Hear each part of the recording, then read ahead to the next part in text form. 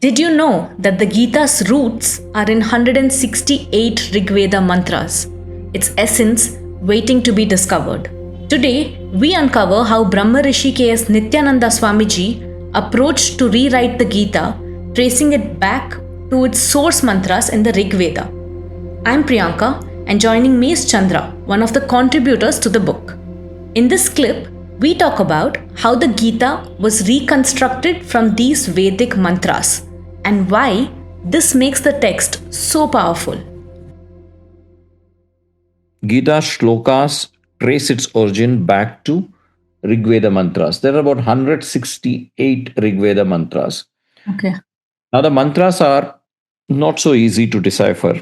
Shlokas makes it a little bit easier in the relative terms. Of course, a lot of us spend tremendous time trying to understand shloka, which themselves are very layered in its understanding. But compared to that, mantras pack a lot more within themselves and becomes a little bit more difficult than a shloka.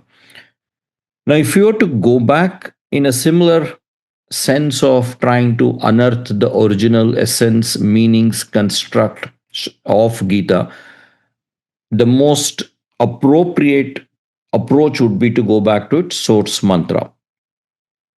And that 168 mantras were used as the basis, and not just as the only basis. At the same time, that 168 mantra and various other filters were put into place, which we'll spend a little bit time as we go into the subsequent questions to see, can we reorganize Gita with all of its dimensions and strengths, for which it is known as one of the most comprehensive, independent, and very influential texts all over the world, right? And the interesting part of Gita, as a text which is highly influential, highly impactful, now adds another dimension when you think from an yoga standpoint. I know you will be keen to touch on that topic as well as we go along.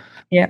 And that's again a very, very interesting dimension to say that two of the most prominent scriptures or practices, I would say, yoga being a practice and a scripture, they have an interconnection.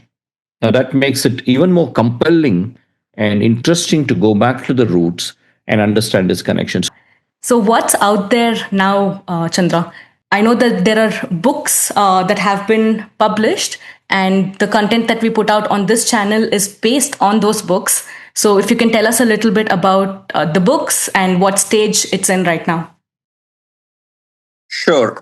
For Gita, so we had a team that took, it's an editorial board of quite a few people and a couple of us who helped put together the teachings into a book. And there are 3 volumes in the way the book is going to be published. The first 2 volumes are published. The first 2 volumes cover up to 8 chapters of the Gita.